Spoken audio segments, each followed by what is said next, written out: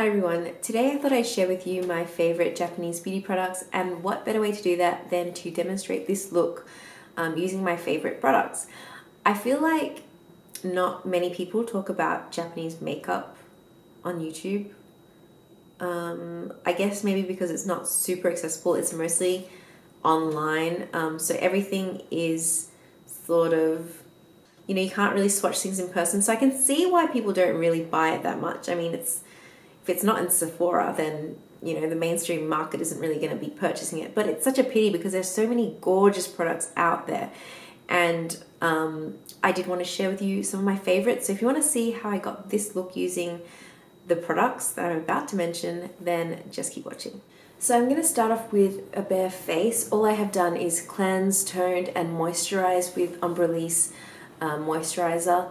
Sometimes I skip the primer, especially if I need more moisture to my skin, because it can be on the dry side and I don't want to add too many layers, moisturizer, primer, and then everything else on top, which is why I haven't had a primer. I'm going to start off using my favorite foundation, which is by Koh Gen Do, and this is the Aqua Foundation, and it's particularly good for dry skin like mine. And as you can see, I've got quite a lot of redness and also some acne scars, so I find that this one actually does build really nicely and covers those things. But overall, the coverage I find pretty good, and it gives a very nice skin-like finish. So what I'm going to do is I'm going to combine these two shades. This one is 143 and this one is 123. I am a mix of these two between seasons because my skin tone does vary, and what I do is I do one pump of 143 on the back of my hand and 123, and then I mix it together, and then what I'm going to do is I dot it on my skin, and using a damp beauty blender I just go in and bump it on. So that's really just one layer, and I think it looks very natural and flattering, and as I said, it's covered a lot of the uneven skin tone. Although this is a fairly light coverage, but you can build it up to, I'd say, medium. So if you prefer a fuller coverage foundation, this is probably not necessarily the best foundation.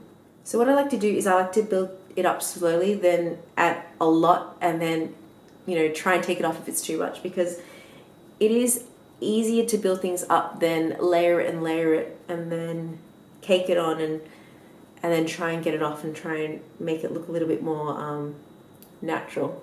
It has covered a lot of the redness, but acne scars and all that, you will need to do some pinpoint concealing. I've got an acne scar here, one here and one here. And obviously for my dark under eyes, I'll go in with a concealer. I'm going to add a little bit more to certain areas of my skin because I just want to build it up a little bit more. Now in terms of the product, I bought this on PM Studio, which is an online site and a store in Sydney. This retails for I think 72 Australian dollars. However, it's been bumped up in price because of the exchange rate. At the moment, the exchange rate between Aussie to US is pretty weak. It used to be $60 and then it got bumped up to 72. So obviously that is quite a big jump in price. And look, the shade range, as you know, Japanese makeup tends to be geared towards quite fair skin. So if you're darker than me, because 143 is the darkest shade, you will find it hard to find something that matches you. I guess the only thing you could do if you really liked this type of finish is maybe mix something in with it, like a custom drop or something, but it's a little bit frustrating. So the next thing I'll usually do is put my under eye concealer on. However, I don't actually have a Japanese brand that I particularly like for under eyes, so I'm just going to go in with my Maybelline Instant Age Rewind concealer. Now, Japanese brands make some beautiful cream products. just because I feel like the look that women tend to go for is more natural and maybe more dewy and skin-like rather than mattifying, which powders can do.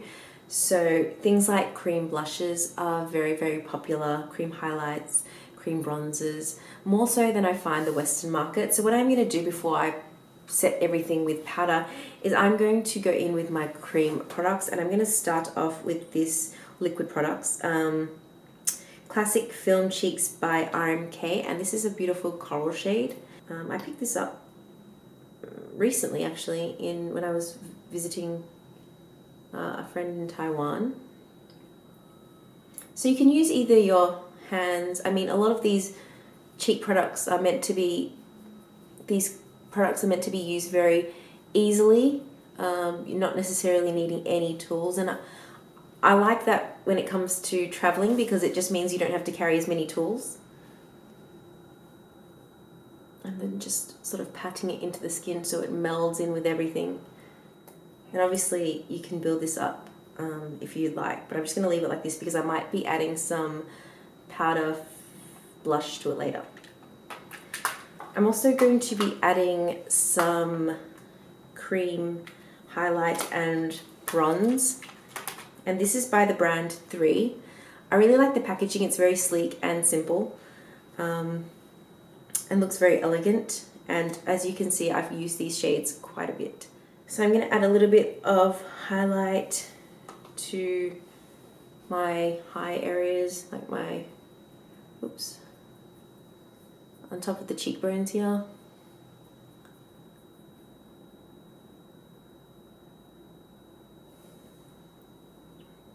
And again, it gives a very skin-like finish. If you want a really intense highlight, obviously you're not going to get that from this because it's not that kind of product. And again, using my fingers, just very simple. Not much skill required. Blending, bronzing. If this is too much, of course you can go back in with your beauty blender and some of the product left on the back of your hand and just go in and just sort of blend it in a bit more so it looks a little bit more seamless and less like harsh streaks. So there is all the cream products on my face. I think it looks really flattering, a very, second skin type of finish and effect, and nothing too garish. And I think that's what Japanese brands do really well. Okay, so now that I've got all my blush, bronze and highlight on, I'm going to do some pinpoint concealing. And again, I'm using another product by 3. And this one has a couple of different concealer shades. 2 of them cream, obviously one powder and like a highlight type thing. But to be honest, I never use this shade. At the moment, I am the darker color, so I can just go ahead and use that. And I'm going to use a fine brush to add the concealer just where I need it.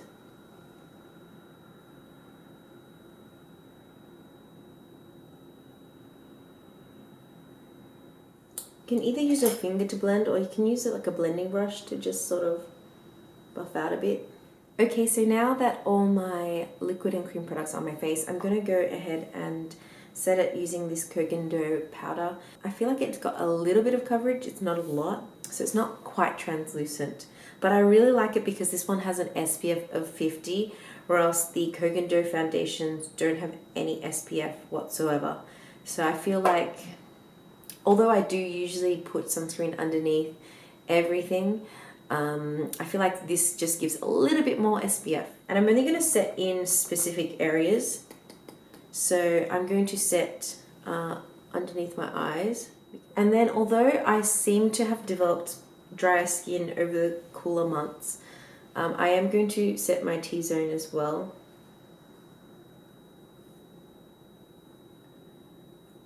I'm going to leave the rest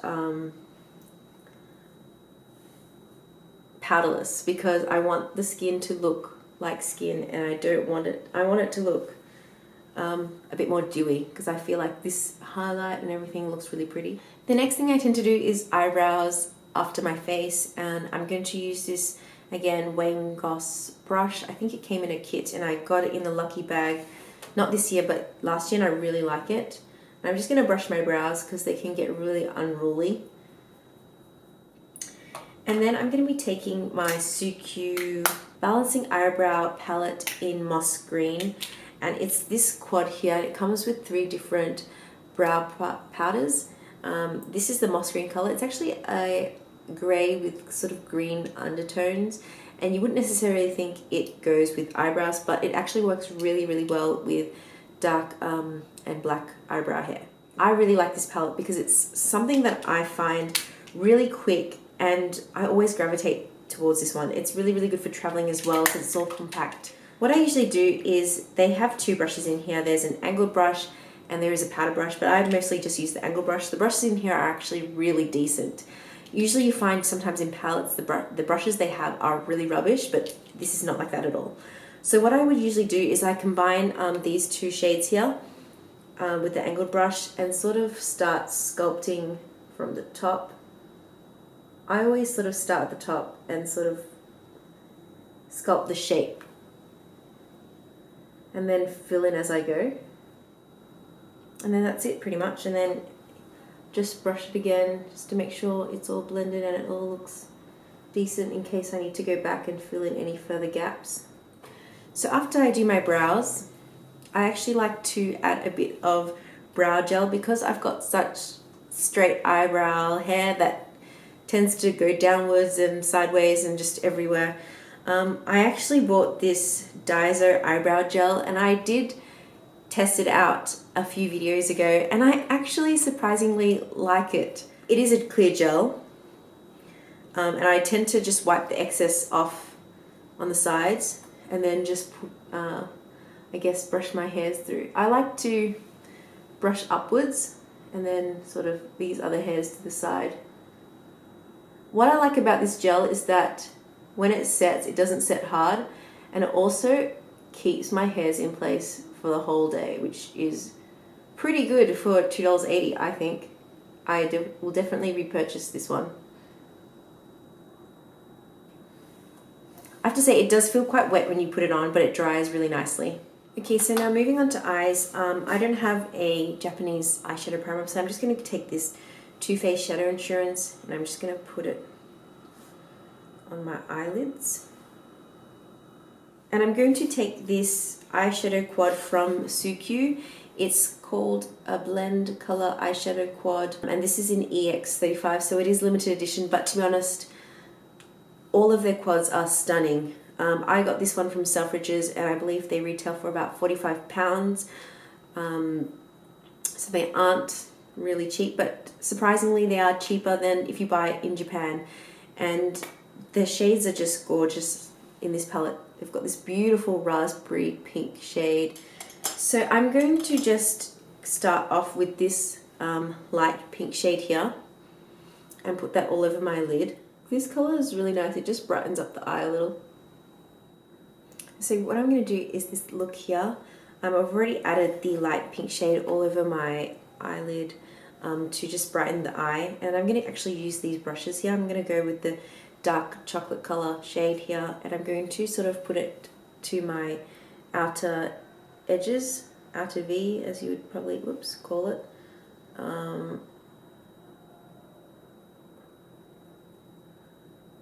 It actually looks very black on the eyelid even though it's a brown in the pan. And I'm gonna go, I mean it doesn't have to be perfect because you can blend it out with the blending brush here. So, that's what I'm going to do.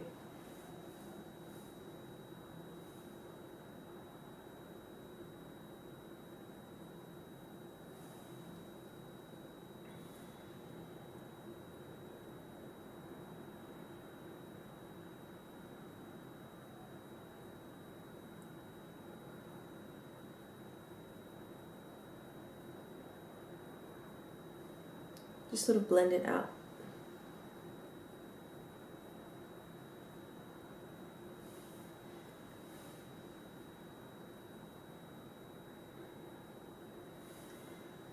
I'm also going to add the shimmery shade on the center of the eyelid, just to diffuse it, and then blending it out sort of to match. And for that pop of color, I'm using the raspberry red on the lower lash line. I'm going to buff it out.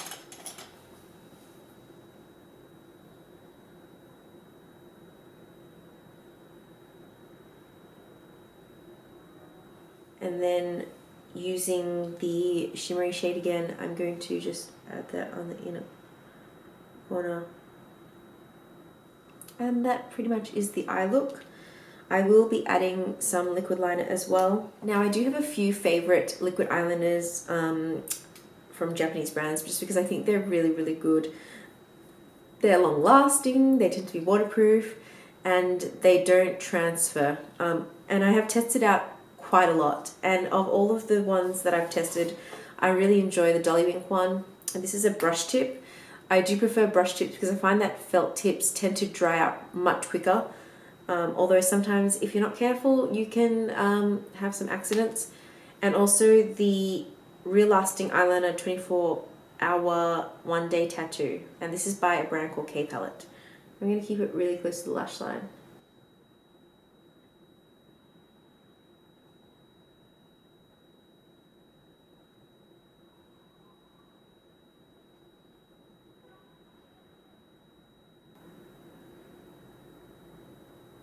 The good thing about these pens is because they're so, the tip is so fine, you get a really precise line. And they also layer really well. I always check in the mirror just to make sure that I match on each side. And there is the liner. I really like it. It's very black, and this one does have a bit more of a glossy texture to it. The Dolly Wink one isn't as glossy. Now because I have very short and straight eyelashes that point downwards, I am going to curl my lashes, and I have used a bunch of like eyelash curlers, and you know, the Suqqu ones, Suqqu ones, Suqqu one, they're all really good, but I do really like the Suqqu one. Yeah, but to be honest, I think they're all really good. It just so happens that I have this one on hand. Now for mascara, I really like the Heavy Rotation Extra Volume Mascara. I'm not sure if this one is waterproof, but I really like this because it really does add a lot of volume. And because my eyelashes are very, very thin, you can't even really see them. These ones, you know, actually make my lashes look really visible, and that's why I really like it. This one is almost nearly, I need to repurchase this one to be honest, but it's very black as well, and it goes on very thick, so you can get really dramatic lashes with these.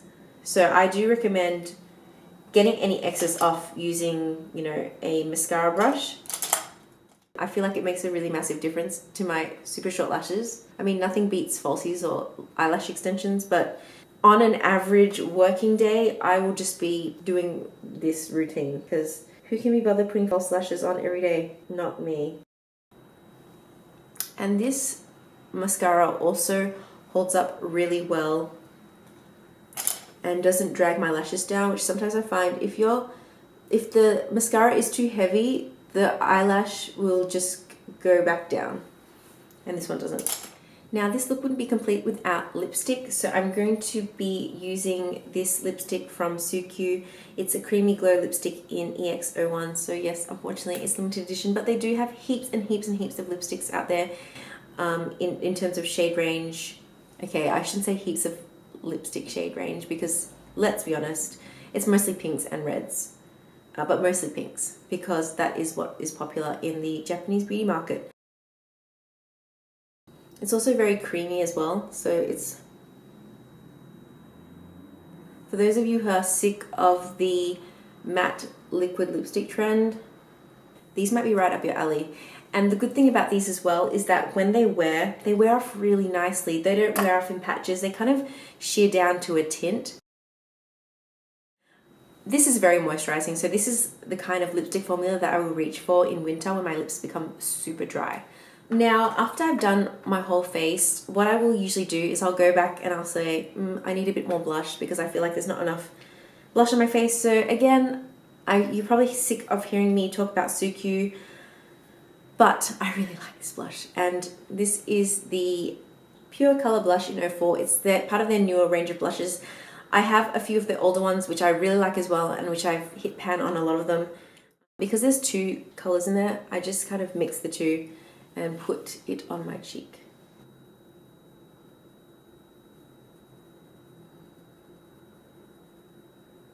So this is the final look. I really like it because I really love all these products that I've used here. I know there wasn't a real even mix of high-end and drugstore, and to be honest, the reason for that is I have tried a lot of drugstore Japanese products like the Can Make blushes, Majolica, Mallorca, eyeshadows, and I just find them super glittery and it's just not my thing. Having said that, there are stuff like that on the high end as well, and I don't touch that. I tend to go for the same sort of brand, Suqqu. I know I've been pronouncing it wrong, but I have been pronouncing it Suqqu for so many years. I tend to forget the actual pronunciation, and Japanese is not my main language, so sorry if I'm butchering anything. But I tend to go for them because I know that I can rely on the type of finishes that I'm looking for, and all that sort of stuff. So anyway, if there is a brand or a Japanese product or something like that that you really like and enjoy, please share it with me. I'm always looking to try new products, even though it might not be so great for my wallet. But yeah. Anyway, thank you so much for watching, and I will see you next time.